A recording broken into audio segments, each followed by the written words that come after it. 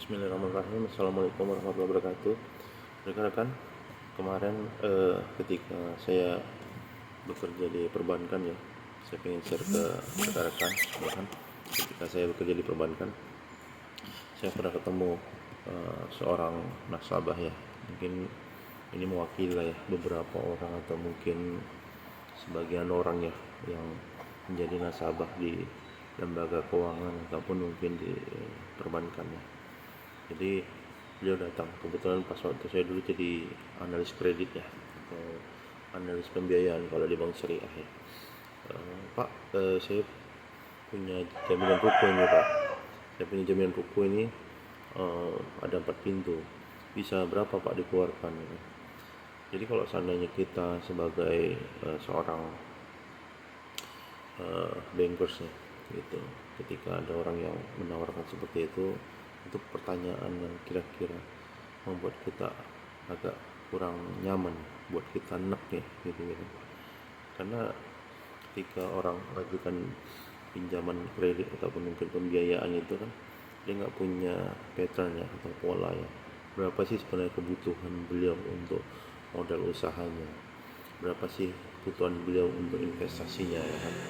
Jadi dia mengibaratkan itu dia punya jaminan berapa yang bisa dikeluarkan untuk ruko tersebut ya kan. Ruko itu pasarannya 1 pintu itu 1 miliar, 4 pintu itu 4 miliar ya. Berapa yang bisa kita keluarkan. Jadi ibaratnya lembaga keuangan itu seperti apa ya, lembaga gadai ya gitu ya.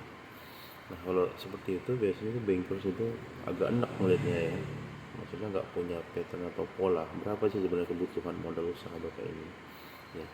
Nah kalau seandainya di lembaga keuangan ya, ataupun mungkin contoh di perbankan itu untuk kebutuhan modal kerja itu kan udah ada rumusnya ya, modal kerja ya.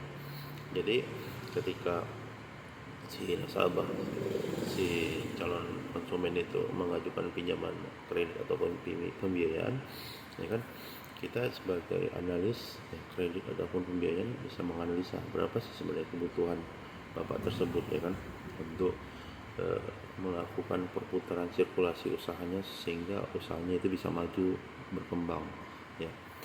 Jadi bukan berdasarkan berapa nominal yang bisa dipinjam dari sebuah jaminan yang ada, tetapi berapa kebutuhan si calon debitur. Karena kalau seandainya udah dibahasakan seperti itu, disampaikan seperti itu, kita sebagai analis kredit itu melihat ini orang ini nggak punya itu nih, analisa ini orang nggak punya pertimbangan nih gitu.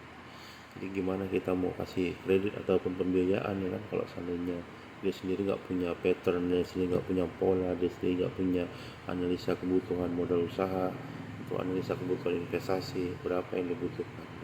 Biasanya kalau nasabah-nasabah ini yang kita reject sih sebenarnya, maksudnya nggak suka lah kita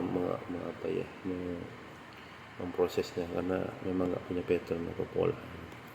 Jadi saya sarankan juga sebenarnya untuk para calon nasabah ya, kalau seandainya memang punya kebutuhan ya, rekan-rekan harus bisa analisa berapa kebutuhan modal usahanya, berapa kebutuhan investasinya. Contoh misalnya beli sawit ya kan, ya kalau misalnya bisa ya bukan pinjam di lembaga keuangan. Kalau misalnya bisa ya lihat dulu kan sawit itu kira-kira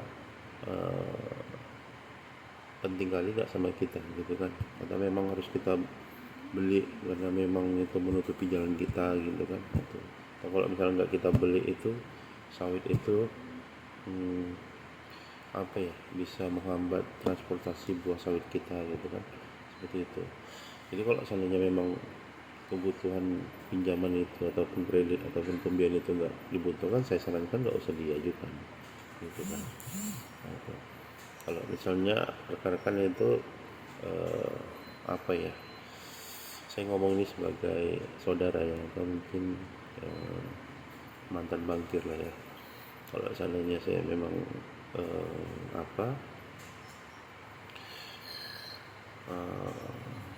bankir ya atau bankers ini, saya analisa, saya lihat kebutuhannya, langsung saya cairkan gitu.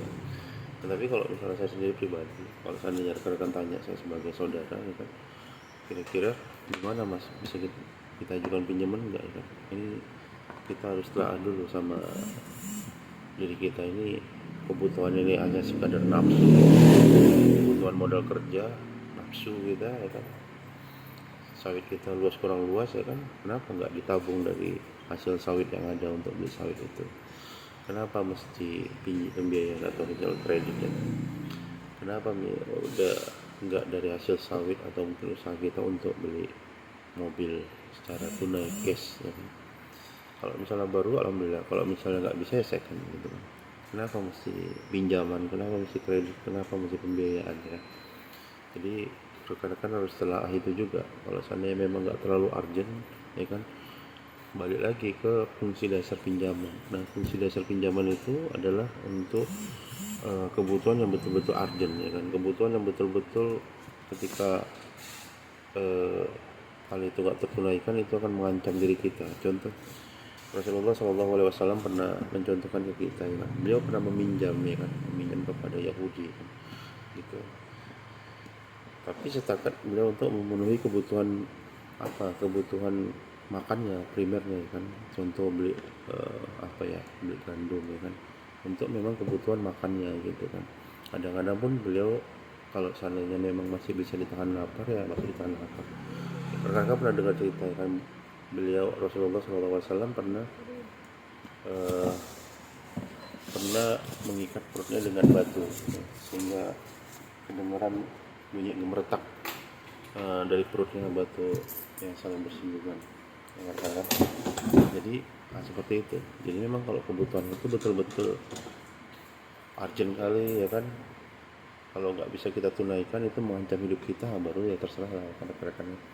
Cuman itu pun kalau seandainya beli kendaraan bermotor ataupun mobil, memang betul-betul kebutuhan kita yang betul-betul mengancam, sehingga kita harus pinjam kalau gitu, ya. Jadi kalau misalnya memang kita masih bisa ditempuh pakai sepeda motor atau mungkin mobilnya bisa mobil second tapi kita bisa cash, saya sarankan seperti itu rekan-rekan. Jadi pada kesempatan ini intinya rekan-rekan bisa mengajukan pinjaman, rekan-rekan bisa mengajukan pembiayaan, rekan-rekan bisa mengajukan kredit, ya kan. Sebatas memang itu kebutuhannya betul-betul urgent dan kebutuhan itu memang kalau seandainya nggak ditunaikan mengancam hidup dan kehidupan rekan-rekan, ya kan, gitu, mengancam lah gitu kan keberadaan kita, ya itu mungkin. Dan soalnya saya juga nggak bisa menyarankan ataupun mungkin menahan ataupun mungkin menganjurkan, ya kan, itu ini cuma sebagai ladang kita, cara kita berdiskusi di media sosial, ya, intinya seperti itu. Jika rekan-rekan saya sebagai saudara, saya sarankan pinjam, tapi kalau misalnya bisa kebutuhannya betul-betul urgent, ya kan, bukan kebutuhannya cuma untuk gaya pamer, ya kan.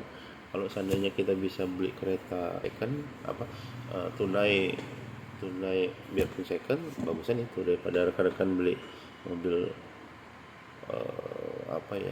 yang lebih mewah, ya kan, tetapi posisinya kredit sampai 4 tahun atau 5 tahun, ya. Saya pikir itu dari saya sharingnya. Jika rekan-rekan saran dan masukan dari saya itu bermanfaat, mohon klik like, ya, bisa di share, bisa dikomentari di bawah ini, ya, dan mohon di klik tombol subscribe. Itu aja rekan-rekan, terima kasih. Bila taufiq wal hidayah. Assalamualaikum warahmatullahi wabarakatuh.